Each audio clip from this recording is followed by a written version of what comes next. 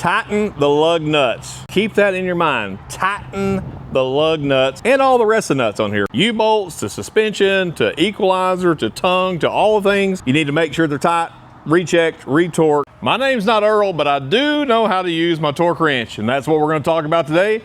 We know we need to torque the lug nuts, but there's a lot of other things we need to be checking torque on. I know we preach heavily to torque and to tighten your lug nuts, and I do stand behind that because we see a lot of them lost. I know this is a huge torque wrench, but it is used if you're running a 17.5 or greater and you're using like the non-swivel nut, you have to go beyond 200 foot-pounds to get it torqued. If you're running maybe a hot shot trailer that's got 15s or 16s on it, some of those nut applications on the lugs go up to 400 to 500 foot-pounds. A torque wrench like this will not get it done. This little cute baby one here for sure won't get it done. So make sure you know what fasteners, what nuts you have on your unit so you have the proper torque wrench. Even if it goes to 200 or 250, even though this says it may get there, it's gonna be hard to do it. It's just hard to get leverage on one that's that short, so you may have to get a bigger wrench. You can get these affordable. I'll leave a link if I can to this one here if you're running some of those bigger setups.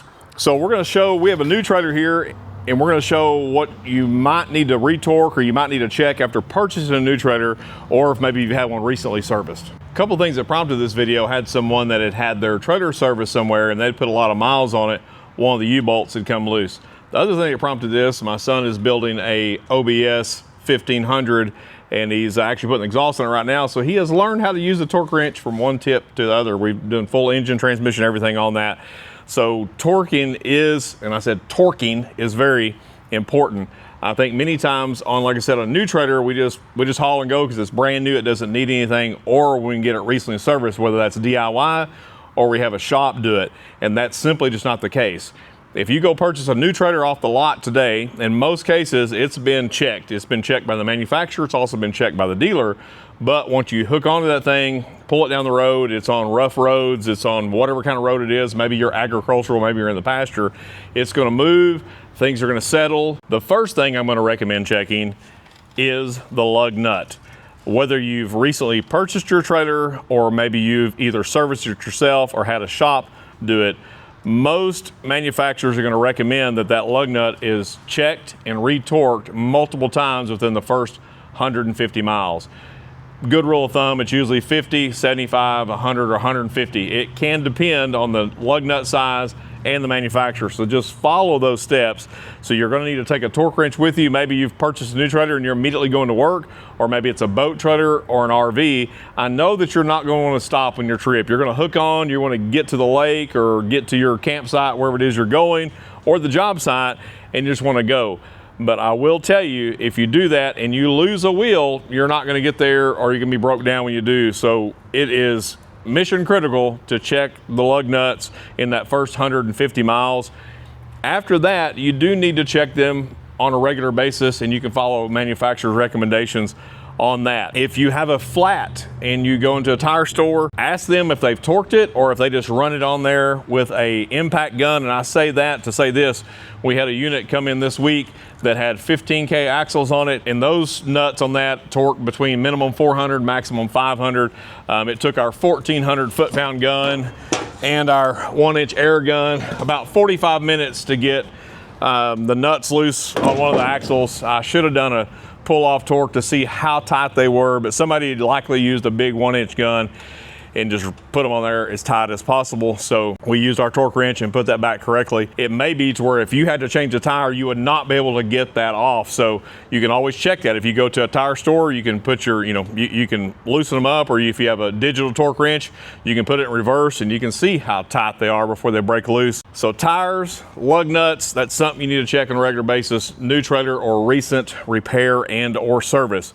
What gets overlooked a lot is, like underneath this trailer are the U-bolts, whether that's a small 2,200 pound axle, again, up to a 16,000 pound axle and greater. If you've had the axle off for a spring change, an axle swap, whatever, and the lug nuts or the U-bolts were properly torqued, they are going to settle.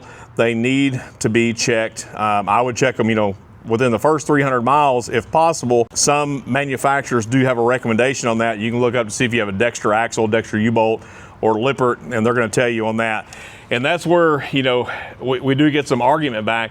You know, I have my camper, I just had it serviced. I'm going from here 1,500 miles. Well, I don't know what else to tell you. You're either going to need to take you a torque wrench, or something you could do is on your trip, plan ahead to see if maybe there's a shop on the way where you could set that up, if they have availability just to run and do a torque on that.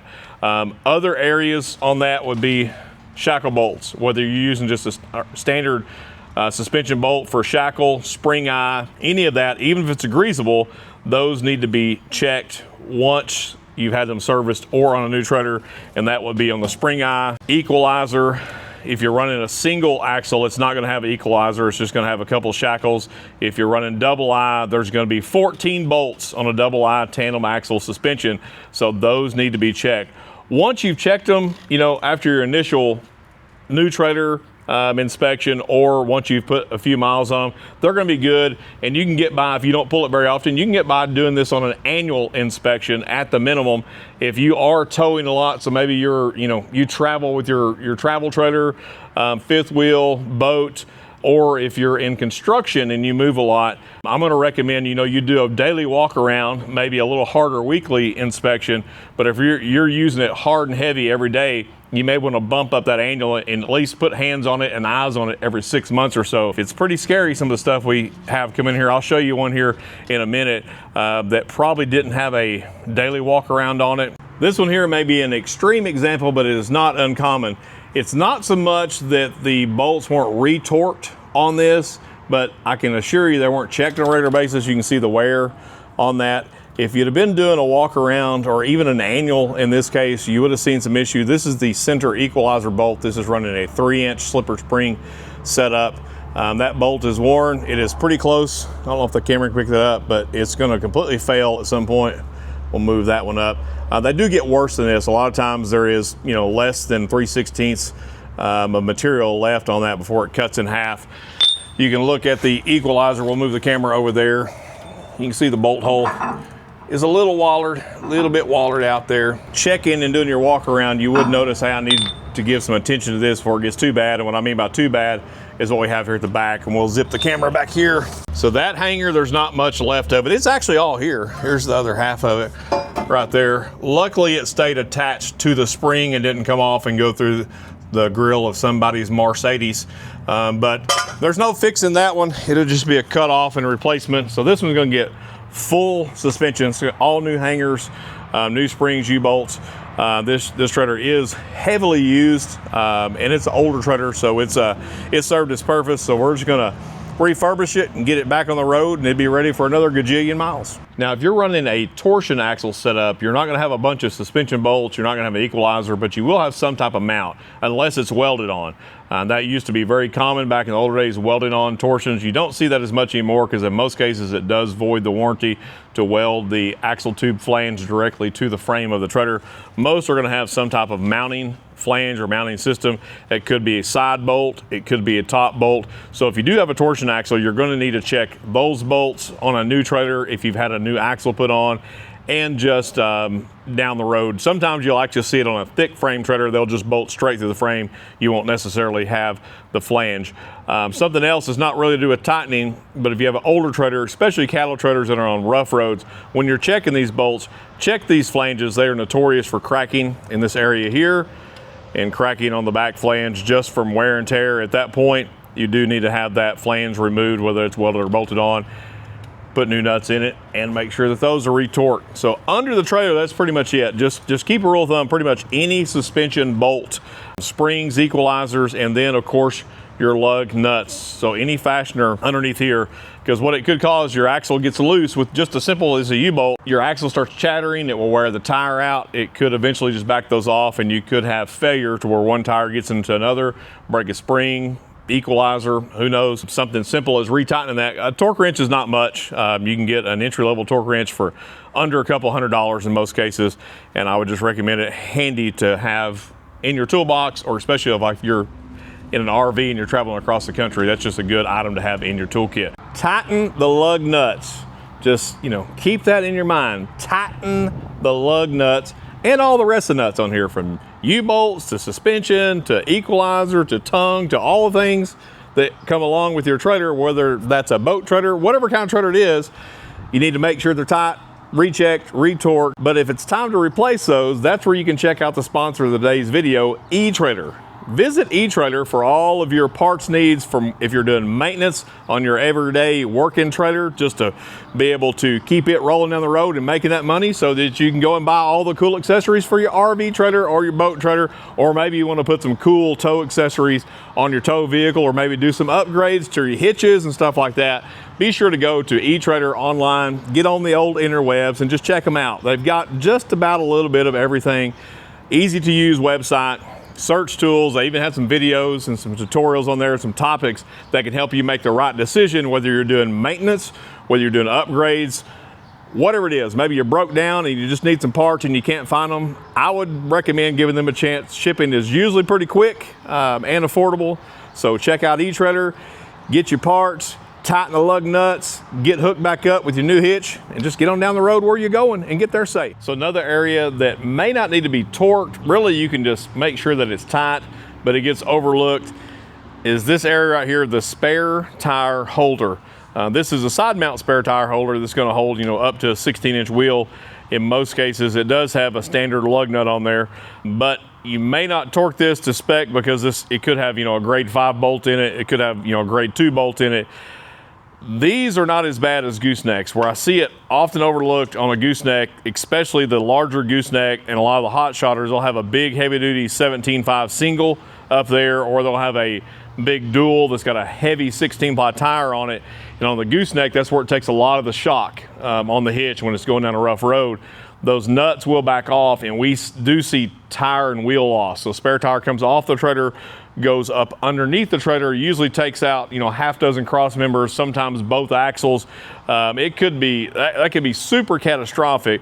So what I recommend on your spare tire, putting your hand on that every time you roll out with it, whether that be on this one or on your gooseneck.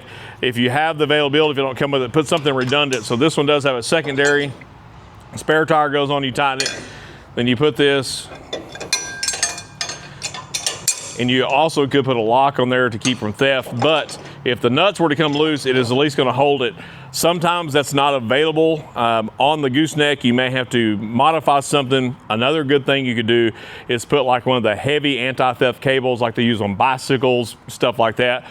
Put it around, that way if it does come off, at least it's going to hang it, keep it from going up underneath the trailer. So spare tire loss is super common, so you need to be sure you're retightening, not necessarily retorquing, but retightening and checking those on a very regular basis, preferably every time you roll out. Adjustable couplers are very common these days, and I love adjustable couplers because you can really fine tune your ride height and your hitch setup, but you do need to check these bolts as well, just to make sure. If you can imagine, if that comes loose, or if it's something's wrong with it, that is going to be bad. Hopefully you have your safety chains hooked up correctly.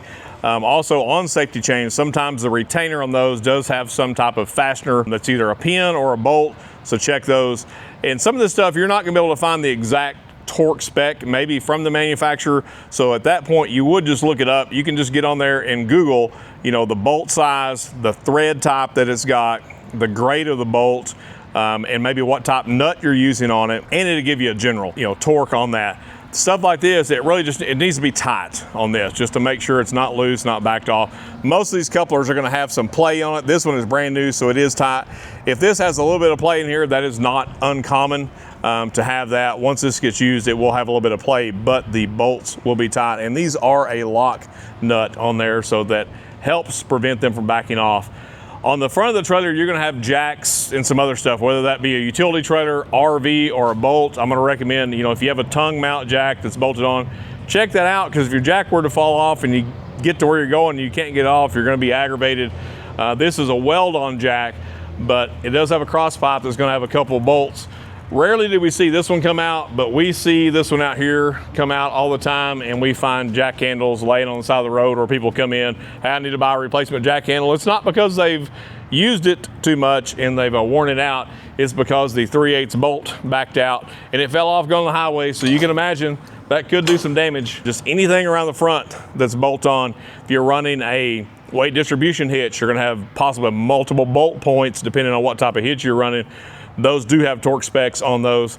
For you RVers out there, check that stuff on a regular basis. You know, I know I'm being redundant, but you know, from what we see, we need some redundancy just to be safe and secure. On the rear of the trailer, what you want to look for is any of your loading ramps, gates, whatever mechanism you use to load your equipment is likely going to have some type of pin, or it's going to have a bolt. This one here on the ramp bar, it's just got a 3/8 bolt with a lock nut. See those come out all the time. We actually had a customer pull in here, it's been a couple of months ago, when he made the corner coming in the yard. His pin slid out because the bolt had been missing for a while, had some baling wire on it. Baling wire did not hold, he lost the pin. So luckily we were able to go retrieve the pin and the ramp and install that with a 3/8 bolt, got rid of the baling wire, and he's ready to go. These do have the adjustable ramp support.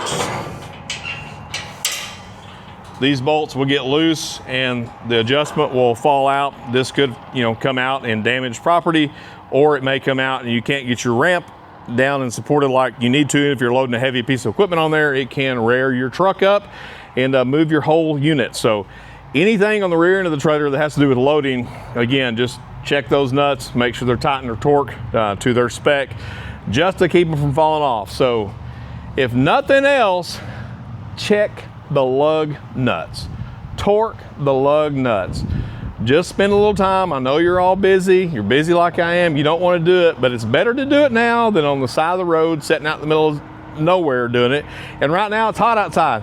I don't want to work. I don't want to put U-bolts in this thing in Texas right now on the side of I-35 somewhere. That's going to be a nightmare. So check the lug nuts, check all of the fasteners and nuts and bolts on your unit, and you'll be good to go. And we will see you down the road.